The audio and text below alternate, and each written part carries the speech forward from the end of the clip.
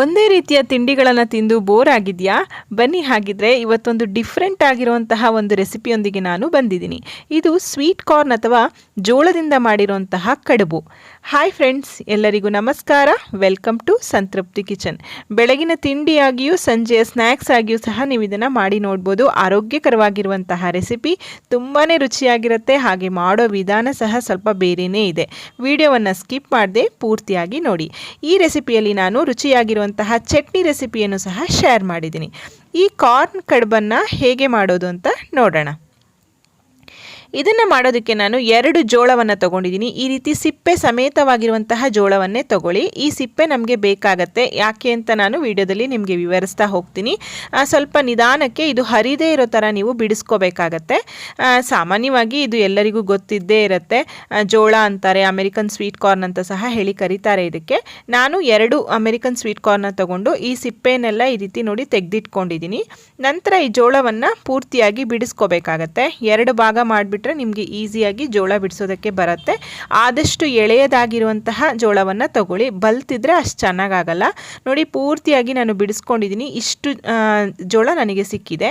ಈಗ ಮಿಕ್ಸರ್ ಜಾರ್ಗೆ ಇದನ್ನು ಹಾಕಿಬಿಟ್ಟು ಒಂದು ಪಲ್ಸ್ ತಿರುಗಿಸ್ಕೊಳ್ತೀನಿ. ಅಂದರೆ ನುಣ್ಣಗೆ ಪೇಸ್ಟ್ ಆಗಬಾರ್ದು, ಸ್ವಲ್ಪ ತುಂಬಾ ತರಿತರಿಯಾಗಿ. ಮಧ್ಯದಲ್ಲಿ ಒಂದೊಂದು ಜೋಳ ಹಾಗೆ ಇದ್ದರೂ ಸಹ ನಡೆಯುತ್ತೆ. ಹಾಗಾಗಿ ನೋಡಿ, ಈ ರೀತಿ ಮಾಡ್ಕೊಂಡಿದ್ದೀನಿ. ನೀರನ್ನೆಲ್ಲ ಹಾಕಬೇಡಿ, ಹಾಗೆ ಇದನ್ನು ಒಂದೇ ಒಂದು ಪಲ್ಸ್ ತಿರುಗಿಸ್ಕೊಂಡ್ರೆ ಸಾಕಾಗತ್ತೆ. ಈಗ ಒಂದು ಕಂಟೈನರ್ಗೆ ನಾನು ರುಬ್ಬಿಟ್ಕೊಂಡಿರುವಂತಹ ಜೋಳವನ್ನು ಹಾಕ್ತಾ ಇದ್ದೀನಿ. ಪೂರ್ತಿಯಾಗಿ ತೊಗೊಂಡಿರುವಂತಹ ಎಲ್ಲ ಜೋಳವನ್ನು ಈಗ ನಾನು ಈ ರೀತಿ ಮಿಕ್ಸರ್ನಲ್ಲಿ ಪುಡಿ ಮಾಡ್ಕೊಂಡಿದ್ದೀನಿ. ನಂತರ ಇದಕ್ಕೆ ಸಣ್ಣದಾಗಿ ಕಟ್ ಮಾಡಿರುವಂತಹ ಕೊತ್ತಂಬರಿ ಸೊಪ್ಪು, ಸಣ್ಣದಾಗಿ ಕಟ್ ಮಾಡಿರುವಂತಹ ಬೀನ್ಸು, ಕ್ಯಾರೆಟು, ಕ್ಯಾಪ್ಸಿಕಮು, ತುರಿದಿರುವಂತಹ ಶುಂಠಿ, ತರಕಾರಿಗಳನ್ನು ಸಹ ನಾನಿಲ್ಲಿ ಆ್ಯಡ್ ಮಾಡ್ತಾ ಇದ್ದೀನಿ. ಜೋಳದ ಪ್ರಮಾಣ ಜಾಸ್ತಿ ಇರಬೇಕು, ತರಕಾರಿ ಅದಕ್ಕಿಂತ ಸ್ವಲ್ಪ ಕಡಿಮೆ ಇರಬೇಕು.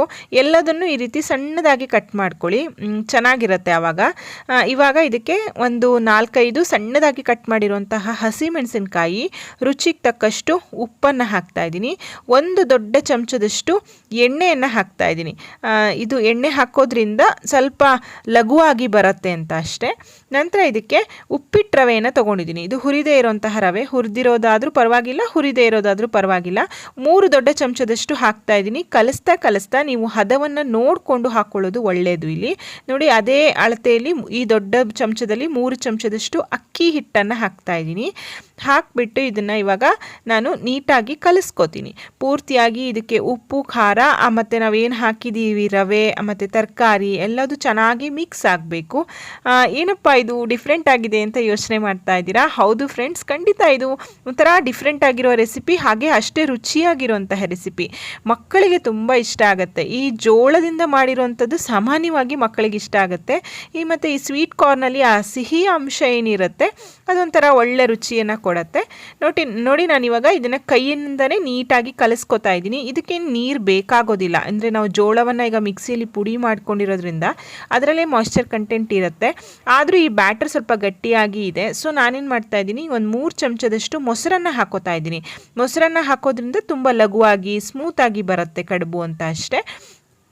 ತುಂಬ ಹಾಕ್ಕೊಂಡು ಇದನ್ನು ತುಂಬ ತೆಳು ಮಾಡ್ಕೊಳ್ಬೇಡಿ, ಆವಾಗ ನಮಗೆ ಅದು ಸೋರಿ ಹೋಗುತ್ತೆ. ಕಡುಬನ್ನು ಬೇಯಿಸುವಾಗ ಸೋರಿ ಹೋಗುತ್ತೆ.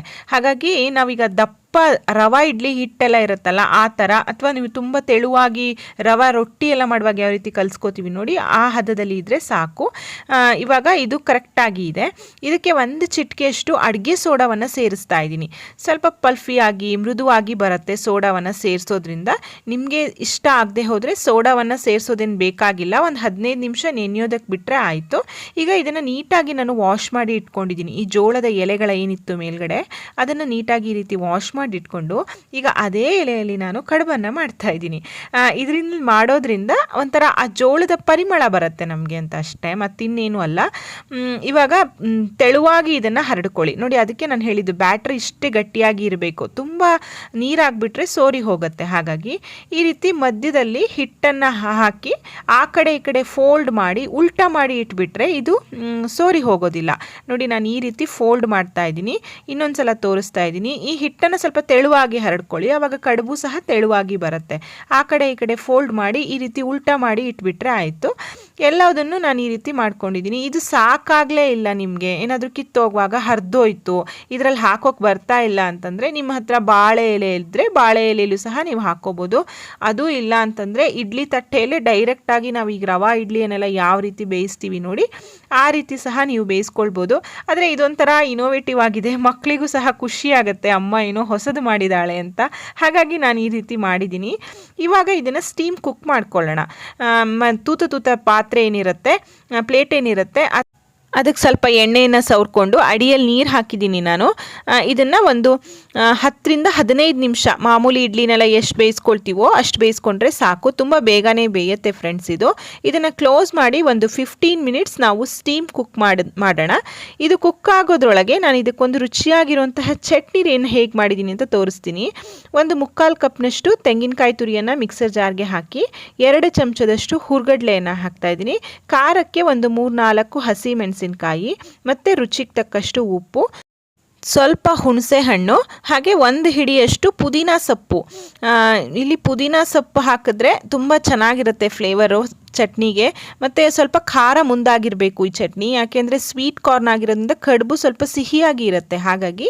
ಮತ್ತು ಇದಕ್ಕೊಂದು ಒಗ್ಗರಣೆ ನಿಮಗೆಲ್ಲ ಗೊತ್ತೇ ಇದೆ. ಸಾಸಿವೆ, ಉದ್ದಿನಬೇಳೆ ಮತ್ತು ಒಣಮೆಣಸು, ಕರಿಬೇವಿನ ಸೊಪ್ಪು ಹಾಕಿ ಒಗ್ಗರಣೆಯನ್ನು ಕೊಟ್ಟರೆ ರುಚಿಯಾಗಿರುವಂತಹ ಚಟ್ನಿ ರೆಡಿಯಾಗೇ ಬಿಡ್ತು.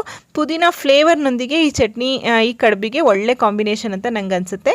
ಬೇರೆ ಯಾವುದೇ ತೆಂಗಿನಕಾಯಿ ಚಟ್ನಿ ಜೊತೆ ಸಹ ನೀವು ಇದನ್ನು ಸರ್ವ್ ಮಾಡ್ಬೋದು. ನೋಡಿ, ರುಚಿಯಾಗಿರುವಂತಹ ಚಟ್ನಿ ತಯಾರಾಗಿದೆ. ಈ ಕಡೆ ಇದು 15 ಮಿನಿಟ್ಸ್ ಆಗಿದೆ. ಸೊ ಚೆನ್ನಾಗಿ ಬೆಂದಿದೆ ನೋಡಿ. ಬೆಂದಾಗ ಮೇಲ್ಗಡೆ ಕಲರ್ ಸಹ ಚೇಂಜ್ ಆಗಿರುತ್ತೆ, ಬೆಂದಿರುವಂತಹ ಒಂದು ಪರಿಮಳ ಬರುತ್ತೆ. ಸ್ವಲ್ಪ ತಣ್ಣಗಾದ್ಮೇಲೆ, ಬಿಸಿ ಇರುವಾಗ ತೆಗೆಯೋದಕ್ಕೆ ಬರೋದಿಲ್ಲ, ತಣ್ಣಗಾದ್ಮೇಲೆ ಈ ರೀತಿ ನಾನು ಒಂದೊಂದನ್ನೇ ತೆಕ್ಕೊಳ್ತಾ ಇದ್ದೀನಿ. ನೋಡಿ, ಒಂಚೂರು ಎಲ್ಲೂ ಲೀಕ್ ಆಗಿಲ್ಲ, ತುಂಬ ಚೆನ್ನಾಗಿ ಬೆಂದಿದೆ. ಪೂರ್ತಿಯಾಗಿ ಇದು ಸ್ವಲ್ಪ ತಣ್ಣಗಾಗಬೇಕು ಇದರಿಂದ ಬಿಡಿಸೋದಕ್ಕೆ. ಇವಾಗ ತಣ್ಣಗಾಗಿದೆ. ತಣ್ಣಗಾದ್ಮೇಲೆ ನೋಡಿ, ಒಂದನ್ನು ನಾನು ಬಿಡಿಸಿ ತೋರಿಸ್ತಾ ಇದ್ದೀನಿ. ಎಷ್ಟು ಚೆನ್ನಾಗಿ ಇದು ಬಿಡಿಸೋದಕ್ಕೆ ಸಹ ಬರುತ್ತೆ. ನಾನು ಆಗಲೇ ಹೇಳಿದಾಗೆ ಇದೊಂಥರ ಇನೋವೇಟಿವ್ ಆಗಿದೆ ಐಡಿಯಾ. ಈ ಸಿಪ್ಪೆ ಎಲೆ ಮಾಡೋದ್ರಿಂದ, ನಾವು ಆ ಜೋಳದ ಮೇಲಿನ ಸಿಪ್ಪೆ ಏನಿರುತ್ತೆ ಅದರಲ್ಲೇ ಮಾಡೋದ್ರಿಂದ ಒಂಥರ ರುಚಿಯಾಗೂ ಇರುತ್ತೆ, ಒಂಥರ ಬೇರೆ ಆಗೂ ಇರುತ್ತೆ. ನೋಡಿ, ರುಚಿಯಾಗಿರುವಂತಹ ಕಾರ್ನ್ ಕಡುಬು ತಯಾರಾಗಿದೆ. ಈ ಸಲ ಸ್ವೀಟ್ ಕಾರ್ನ ತಂದಾಗ ಖಂಡಿತ ಈ ರೆಸಿಪಿಯನ್ನು ಟ್ರೈ ಮಾಡಿ ನೋಡಿ. ಸ್ನ್ಯಾಕ್ಸ್ ಥರನೂ ಮಾಡ್ಬೋದು, ಬ್ರೇಕ್ಫಾಸ್ಟ್ ಥರನೂ ಮಾಡ್ಬೋದು. ಮಾಡೋದೇನು ಅಂತ ಕಷ್ಟ ಇಲ್ಲ ಫ್ರೆಂಡ್ಸ್, ಹೊಸದಲ್ವಾ, ಒಂದ್ಸಲ ಟ್ರೈ ಮಾಡೋದ್ರಲ್ಲಿ ಏನು ತಪ್ಪೇನಿಲ್ಲ. ನೋಡಿ, ರುಚಿಯಾಗಿರುವಂತಹ ಸ್ವೀಟ್ ಕಾರ್ನ್ ಮತ್ತು ಪುದೀನಾ ಚಟ್ನಿ ತಯಾರಾಗಿದೆ. ಈ ವಿಡಿಯೋ ಇಷ್ಟ ಆಗಿದ್ರೆ ದಯವಿಟ್ಟು ಲೈಕ್ ಮಾಡಿ. ಈ ವಿಡಿಯೋವನ್ನು ನಿಮ್ಮ ಫ್ರೆಂಡ್ಸ್ ಆ್ಯಂಡ್ ಫ್ಯಾಮಿಲಿ ಜೊತೆ ಶೇರ್ ಮಾಡಿ. ಮತ್ತೊಂದು ಅಡುಗೆಯೊಂದಿಗೆ ಮತ್ತೆ ಬರ್ತೀನಿ. ಇವರಿಗೂ ಧನ್ಯವಾದಗಳು. Thank you for watching. Thank you.